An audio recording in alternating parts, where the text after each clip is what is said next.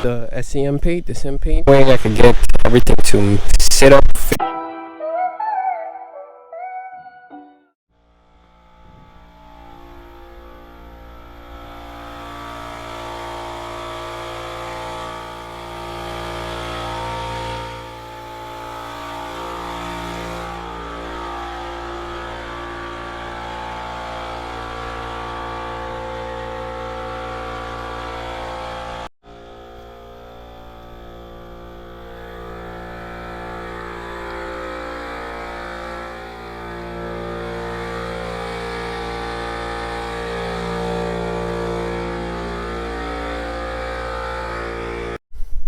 So we just used the SEM paint, the Sem paint, the rubberized spray.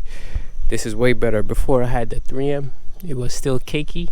This one looked like it's already starting to dry, and I just sprayed it on like literally 5 minutes ago. So this one is definitely better than the 3M. This one should be dry. Look at that, nice. Definitely looks a whole lot better. So now, with it semi, rust protected, I could start. I wish I took the doors off, but nah, that's another time. But so far it looks good. So now I'm just gonna start reassembling. So I cleaned up most of the stuff. I really do like how the Sem came out. This is just the pollen that's on it, because it's got a lot of pollen out right now. But I did the RO15 on this to get rid of most of the rust on that. The Sem makes it look nice. Put the sway bar in. I do want to get the innovative one, but for right now it's good enough. So I'm putting everything back on until put it on the ground. Then I'm gonna tighten these up. So hopefully there won't be no issues after that. I still gotta get the intake manifold figured out, but I'm gonna start putting everything back together. I might take that off and paint it or clean it or something, because that looks crusty. I do plan to get new cables, but not right now. But yeah, I'm gonna continue putting it back together, brakes and everything, so I can have more or less a rolling chassis. The only next major issue is now I gotta figure out what I'm gonna do with the brake lines, because the ones I had on it were rotted.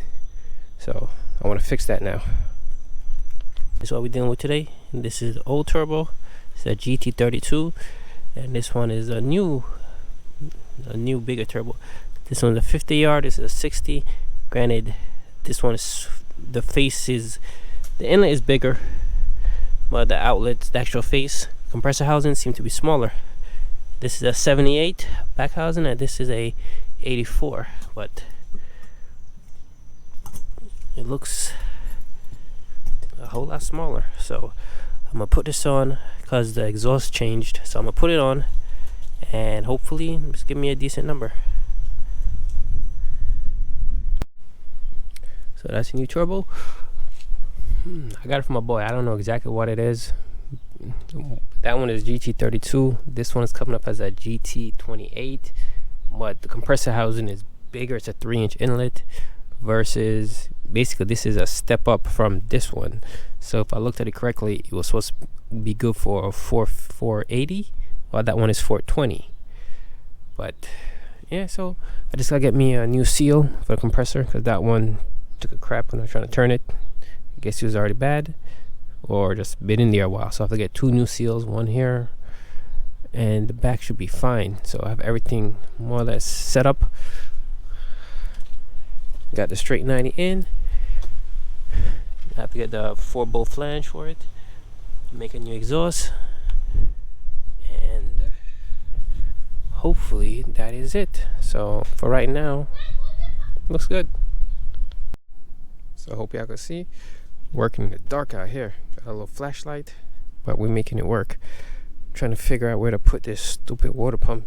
If it was just facing the opposite direction, it'd be great. But I got more room for the fan and the radiator, so that I got pushed forward. And so it doesn't look too bad. The front, so I put the front on. I left those because those are my old bolts. I'm waiting for the new hardware to come in before I put them in together. I don't want to scratch it, so, but she coming together. So now tomorrow I'm just gonna figure out this water pump, and once that's done, I have to wait for the new intake manifold to come.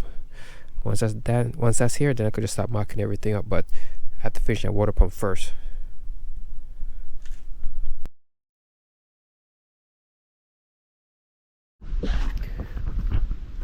So we are in the rain. It's the next day, so I was just trying to figure out the placement for this and the water there in the cooler. So I think I got a good spot. Fill it up. So I think I'm gonna run with this. Give me a little gap, so I have to make another bracket that holds it from here to here, just to keep it secure. It's a little wobbly. So yeah, I think that's good for now. And I'm gonna wrap up since it's raining. We're swapping out the UR with the Skunk 2 / H22 plenum. So we're gonna put those on now. We're starting the install process of the Skunk 2 Ultra manifold, and so right now this is what I kind of envisioned. Have the intake manifold on. It's kind of low for me, but I think I could make it work. I just gotta get I guess like a 90 and go straight into the water cooler. The pipes to make this one is coming hopefully next week, so this will be probably the next video. Set this up, and once that's done, I could put the actual water to air intake intercooler right here, and then I could start making the pipes, and then that should clear everything, because right now this will still clear. It's like very, very tight fitting, but so far everything is good. I'm gonna have to have a new custom T-bar I can make, because that one is all chopped up.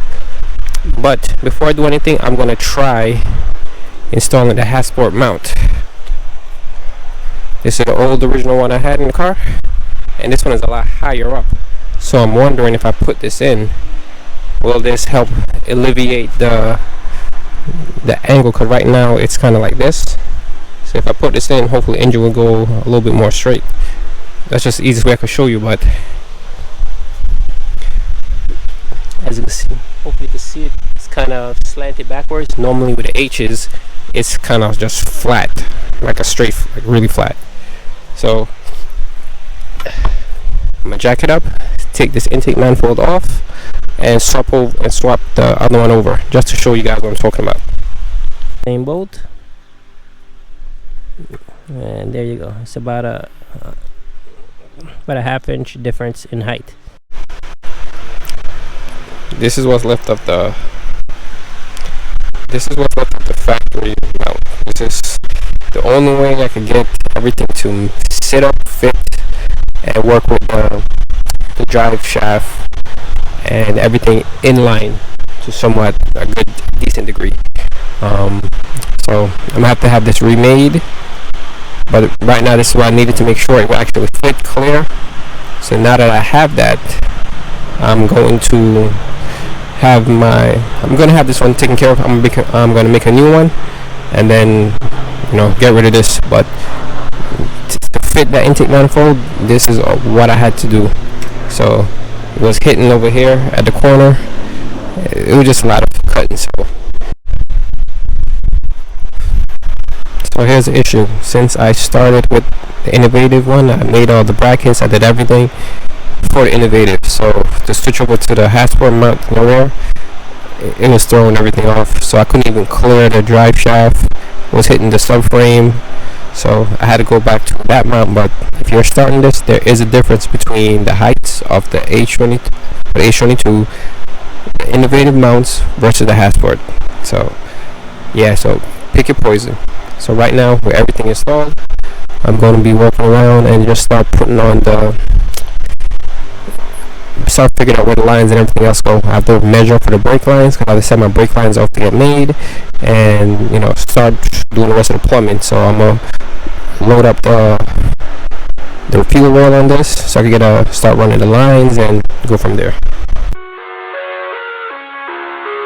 I live inside my own world of make-believe.